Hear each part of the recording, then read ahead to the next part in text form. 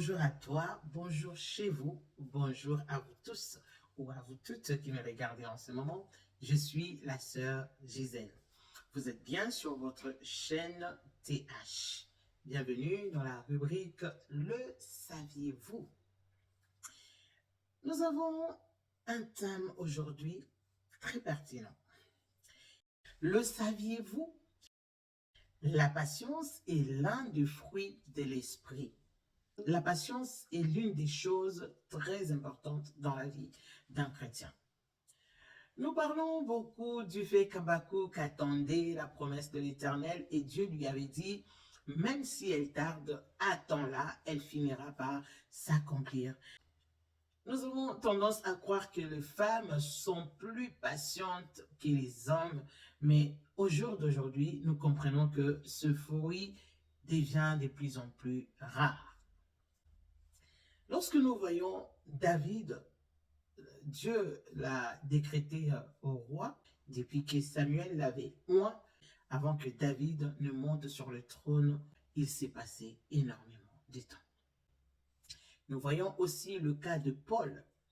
Dieu a donné une promesse à Paul, mais il a dû attendre avant que Paul ne voie les promesses de l'Éternel s'accomplir dans sa vie. Nous avons aussi l'exemple de Joseph. Lorsque Dieu a promis à Joseph par des songes qu'il dominera sur ses frères, il s'est passé énormément de temps. Nous avons beaucoup d'exemples dans la Bible à suivre. Sauf que dans le parcours de Joseph, comme pour tous les autres, il y a eu beaucoup d'embûches, beaucoup de choses auxquelles Joseph a eu à faire face. Aujourd'hui, nous chrétiens, nous sommes tellement impatients, pressés, il est primordial de revenir, comme Jésus le dirait, au commencement, il n'en était pas ainsi. Lorsque Dieu a tout créé, la Bible dit que l'Éternel regarda et il constata que tout était très bon. Lui-même était patient dans sa création jusqu'au 6e jour et le 7e, il se reposa. Dieu dit, faisons l'homme à notre image, à notre ressemblance. Nous, aujourd'hui, nous voulons ressembler à Dieu lorsque cela nous convient. Mais lorsqu'il s'agit de la patience, l'homme se défile. Nous sommes impatients dans nos finances, dans le domaine de la vie conjugale, de la vie familiale, de la vie avec les autres. Nous n'attendons pas les temps de Dieu. La Bible dit, Dieu n'est pas un homme pour mentir, ni un fils de l'homme pour se repentir. Ce qu'il t'a promis, il finira certainement par l'accomplir. Les femmes sont réputées d'être très patientes, surtout vis-à-vis des enfants. Les papas, non, ça nous les savons. Des fois, le papa, on leur donne des noms. Hein. Kossi arrive, attention, Kossi arrive, ou Jacker. Hein?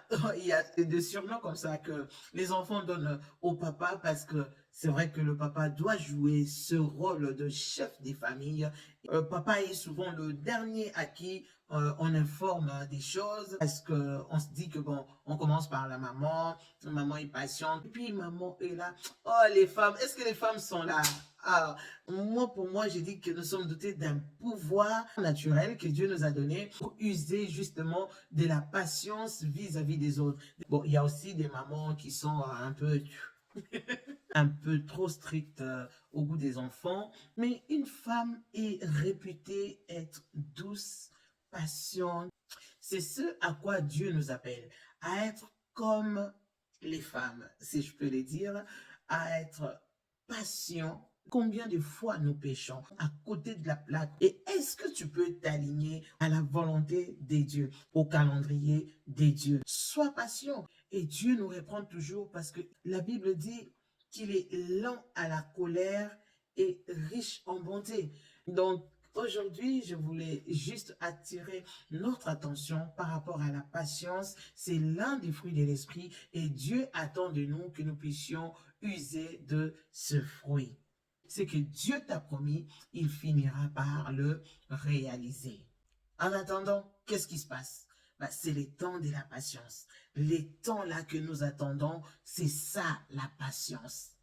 Il y a un proverbe qui dit, La patience est mère de toutes les vertus. là je m'adresse aux jeunes, la patience doit être cultivée. Comment cultiver la patience? C'est dans la présence de Dieu. C'est par les expériences. Ce n'est pas parce que tu as échoué aujourd'hui que demain tu échoueras. Donc, tu apprends de tes erreurs pour que demain tu arrives à faire mieux. Moi, je vois souvent dans ma vie, bon, allez, je ne vais pas donner mon exemple. J'attends vos commentaires pour pouvoir donner des exemples venant de vous.